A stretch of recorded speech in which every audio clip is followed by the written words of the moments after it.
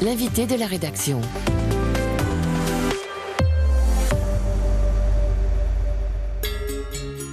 Zakweli, l'entretien de la matinale.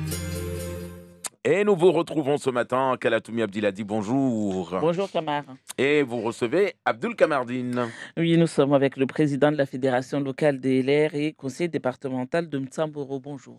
Bonjour Kala, bonjour Kamar, bonjour les auditeurs et auditrices de Mayotte la première. Merci d'être avec nous ce matin, Abdul Kamardine. Visite ministérielle, deuxième jour de Manuel Valls à Mayotte avec un programme assez chargé. Une visite également assez critiquée si on en croit ce qui est écrit sur les réseaux sociaux. Les gens se disent une énième visite, pourquoi? Une visite supplémentaire, comme on dit, c'est la cinquième depuis sa nomination en tant que ministre d'État, ministre des Outre-mer. Une visite qui vient faire encore une fois des constats, mais qui n'apporte pas grand-chose en termes d'avancée par rapport à ce qu'attendent les Maoris. Les Maoris ont été durement touchés par le cyclone Chido et ils ne voient pas de perspective d'aide qui leur est adressée par le gouvernement pour les sortir de cette situation. Ils n'ont pas de toit, ils n'ont pas d'eau, ils circulent mal sur le territoire en l'absence d'infrastructures routières. Donc tous ces éléments-là font que cette visite, comment dirais-je, ne crée pas trop d'enthousiasme, mais beaucoup plus de mécontentement qu'autre chose.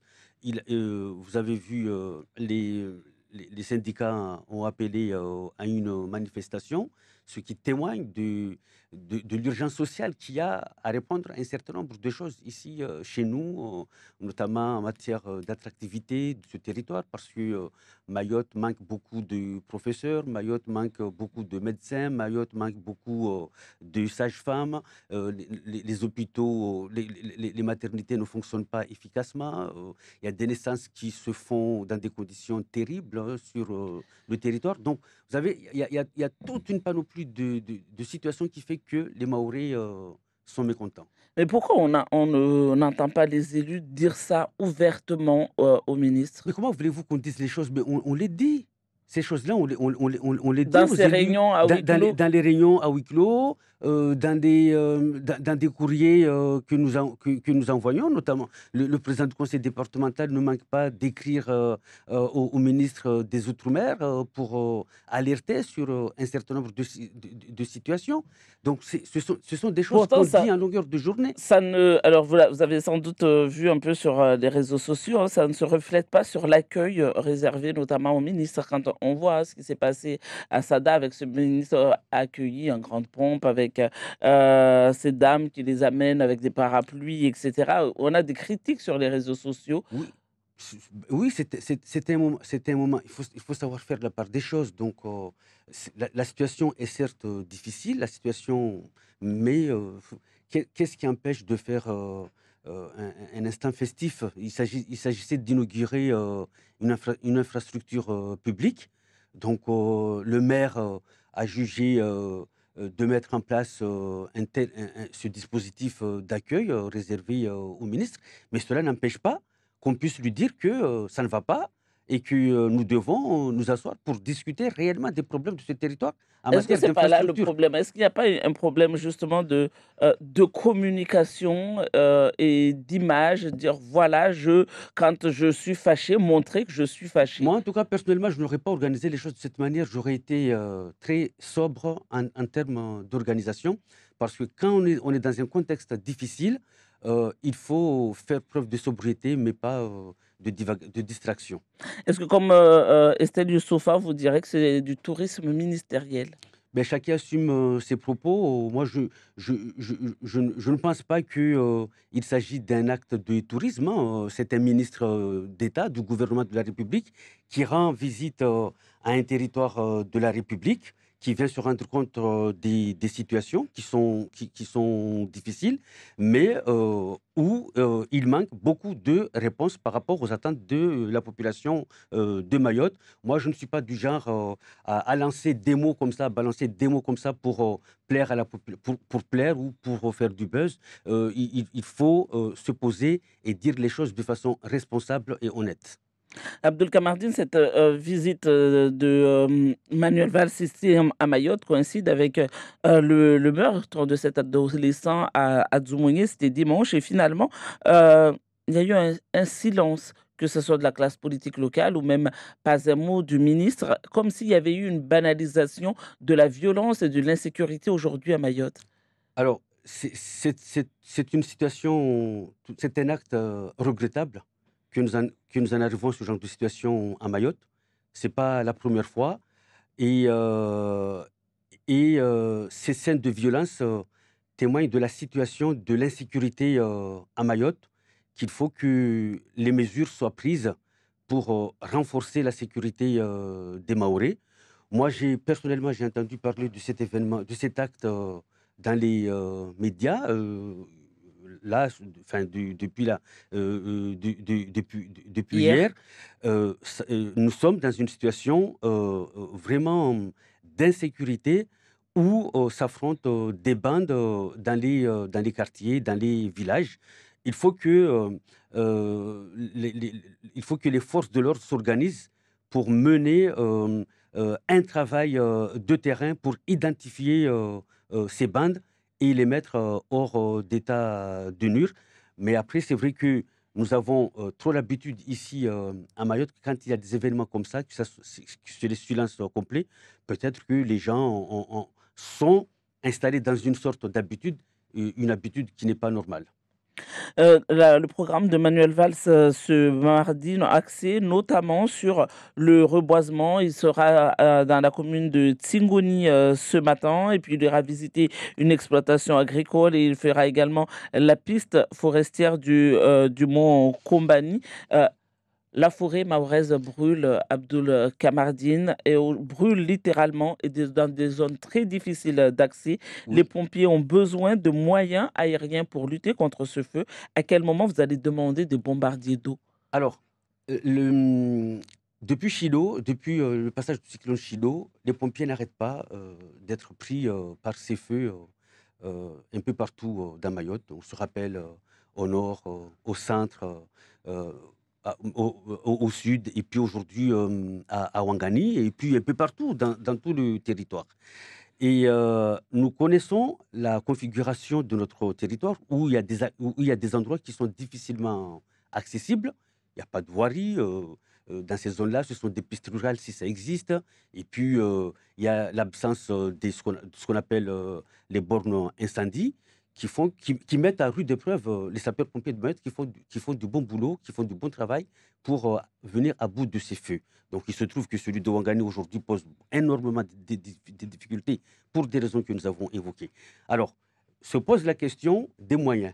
Bien évidemment, en ma qualité de président du SDIS de Mayotte, moi, je milite pour que nous puissions disposer de bombardiers d'eau ici, que ce soit un bombardier qui vienne temporairement pendant la période en question et qui puisse après, par la suite, repartir. Ou sinon, Est-ce que vous en un avez fait la dispositif. demande? Alors, j'ai pas encore fait la demande de façon, la demande écrite, mais j'avais évoqué le sujet avec le ministre de l'Intérieur quand il nous avait reçus à Paris. Mais là, aujourd'hui, en termes de projection des actions du SDIS, nous allons mettre en perspective, nous allons mettre dans les papiers cette demande pour qu'on puisse l'officialiser parce que la situation l'exige. Est-ce que c'est pas déjà trop tard? Ces feux, c'était prévisible, hein, après le passage de cyclone Chido. On a vu, hein, l'état de Mayotte. On savait qu'il allait y avoir des feux. Depuis février, il y a eu, les feux ont commencé. Ça a commencé bien en avance. Normalement, c'est plutôt vers septembre, octobre. On m'avait dit le commandant des pompiers. Aujourd'hui, on a des feux quasiment tout le temps à cause de la culture sur brûlis notamment. Est-ce qu'il ne fallait pas formuler cette demande dès le départ? Oui, justement, c'est par rapport au constat que nous avons vu par rapport à ces situations-là que nous avons formulé la demande. Pas Et c'est pas- officiel, vous l'avez dit. oui, pas aujourd'hui officiellement, mais nous allons l'officialiser. Et vous pensez qu'au bout de combien de temps? Il faudrait l'avoir pour cette année, l'année prochaine? À quelle échéance vous Mais pensez? Parce que la situation est urgente le aujourd'hui. plus rapidement possible. En tout cas, Mayotte ne peut pas rester à l'écart de ce qui se pratique au niveau national, à savoir de disposer des moyens pour venir à bout de ces politiques publiques.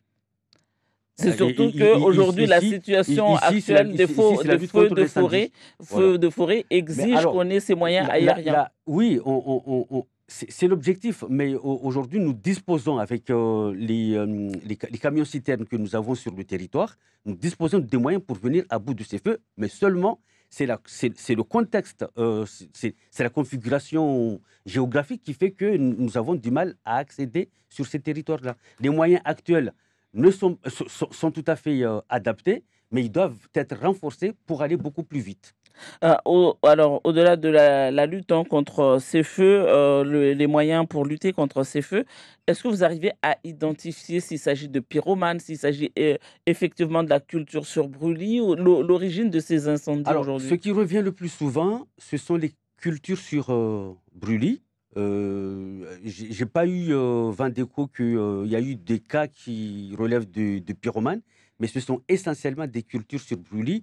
Et il y a 2 semaines, mon collègue Sidi Nadjaïdine avait fait, quand l'affaire s'était posée à Kombani, avait fait une sortie sur le terrain et avait fait une alerte via les médias à travers une vidéo pour sensibiliser sur la situation des incendies qui Est-ce proviennent qu'il ne faut pas, essentiellement des cultures sur brûlis. est-ce qu'il ne Il faut faut pas arrêter la passer culture à la sur brûlis. sanction? Est-ce qu'il ne faut pas, quand on Mais, identifie le propriétaire de ces terrains, et passer à la sanction? mais bien sûr, il faudra à un moment donné passer à la phase sanction et puis que le département, qui est le grand propriétaire forestier de Mayotte, puisse se porter partie civile face à ces situations en portant systématiquement plainte. Et Ce qui est étonnant, c'est c'est ce qui se fait. Ce qui est étonnant, c'est que jusque-là, c'est feu. On a l'impression qu'on est dans une espèce de passivité.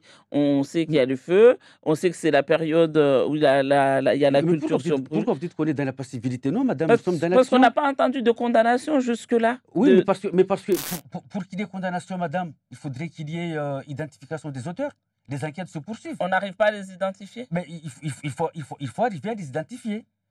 Vous ne pouvez arrêter quelqu'un si vous arrivez à l'identifier, et c'est seulement après cela que vous allez le traduire devant la justice. En tout cas, le conseil départemental, qui est le propriétaire de cette forêt qui est brûlée, ces hectares qui partent en fumée, porte systématiquement plainte et va se constituer partie civile pour ces situations qui causent, qui dégradent notre environnement.